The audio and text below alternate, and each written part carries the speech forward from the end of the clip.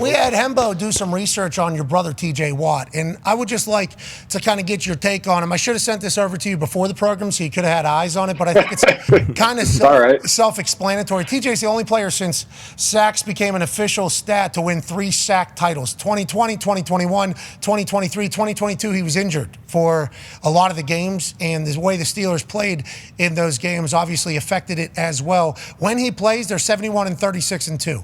When he doesn't play, they're 1 and 11. Jesus. Okay. The points per game, he accounts for a touchdown. You know, like that is the inevitable difference when he's on and when he's not on. Does he realize what's all going on? Does he know all this? And like when he doesn't win Defensive Player of the Year and things like that, that is what he's like searching for those things that continue to motivate him. Like, does he realize all this shit is real? Because I didn't know this until Hembo sent it over. I'm like, damn, this dude is dominating. And what is it like the defensive player? What motivates this guy? You think? I mean, this graphic right here is why I get so frustrated. And people can say whatever they want or do anything, but I mean, this is why I get so frustrated when he doesn't get the recognition that he deserves in that capacity, because I also know extremely well how hard that is to do and how impressive that is, what he's accomplished. So people will be like, oh, yeah, you're biased, it's your brother, all those things. Well, no, just literally look at it. It's unbelievable. It's insane. It's incredible. And like I said, I know how difficult that is to do. So when a guy doesn't get credit for doing something so impressive for so long over such a consistent period of time, it's frustrating. Now for him, what motivates him is just pure football. He just loves football. He loves the game. He loves the work. He loves his teammates. He loves everything about finding a way to be successful on the field, whether it's pass rushing, whether it's dropping back and getting interceptions, TFLs. I mean, we literally pass film back and forth every single day and talk about moves and talk about matchups. So it's a blast, man. I love watching him play. I love kind of vicariously living through him. And yeah, I absolutely get frustrated when he doesn't get the recognition he deserves. He is obviously dominant thus far for the Pittsburgh Steelers. His sack on Bo Nix, they're calling his most vicious. Yeah, that was his disgusting. most ferocious. I didn't know. Like, so I was watching the game like everybody else. I didn't even see it, but there's like a slow-mo back view that shows him actually slap the ankle. First time I thought it was a ghost sack, just like everybody else did. But then I saw the little ankle slap, and must have just been enough to spook him. Well, he definitely smacked the calf. It's a hard smack. It's a Watt smack. Yeah, it's not acting like it was some light smack. It's a TJ swat of the calf. You know what I mean? That's what that was. If he was to rebrand it. You talked about sharing film with him, and we were literally just talking about this situation. That's a benefit. Okay, when your brother played in the NFL and is one of the greatest of all time, being able to share film and knowledge with it, that's a benefit. People were like, we wouldn't be talking about Arch Manning if his last name wasn't Manning. It's like, no shit. It is. That is quite a benefit in the entire brain knowledge of it. You and TJ, we seen you working on golf courses. We see you take your shirts off. You guys sitting in lakes.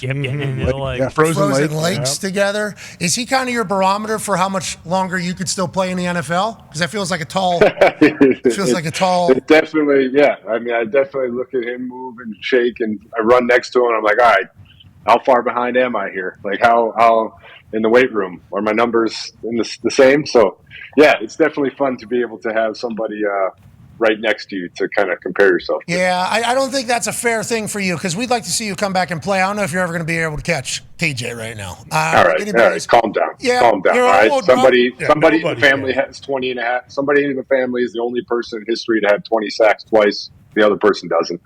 Somebody in the family has 3 defensive player of the years, the other one doesn't. So let's calm down. Okay, let's reel it back in. On Walter Payton Man of the Year, nonetheless. Yeah, I mean, Actually having a debate before the show. Yeah, I mean, this is fact. We actually were. We did. This was a full convo before the show. Just want to let you know we were debating your family and conversations how they go before the show. I couldn't even imagine you guys.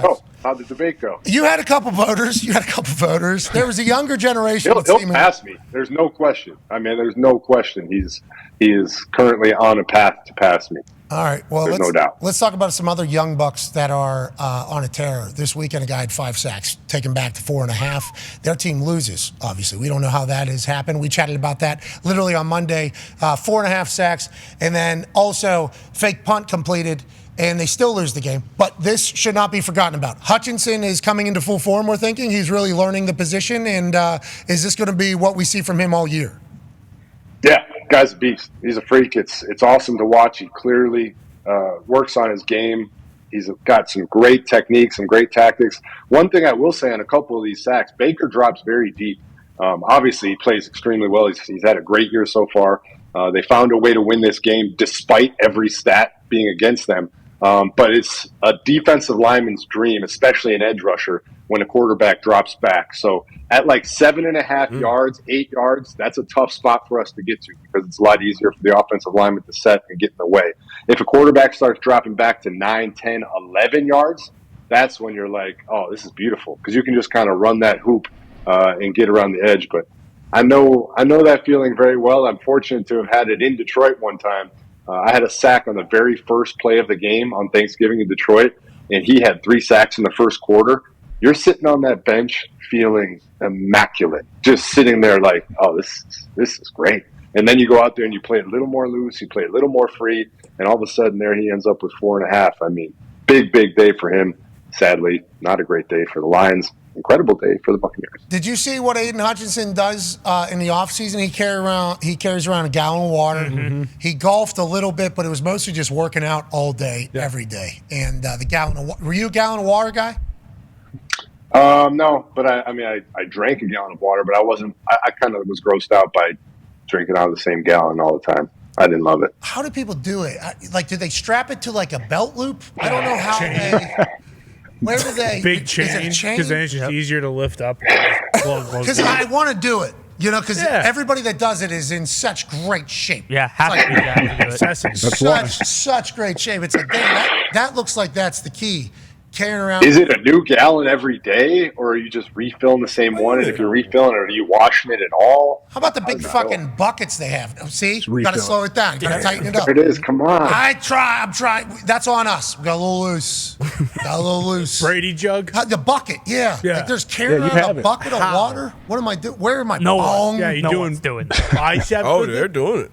You're an asshole. People do. Some of them got like lines on them and keep going. Keep going. You're crushing it. Keep doing it. Only a couple more sips. Halfway there. It's true. You're an asshole. Go to Walgreens. It must be a white defensive end thing because Zach Allen had one. He was a big water bottle carrier. TJ doing it? Check that 23andMe. No. Whoa.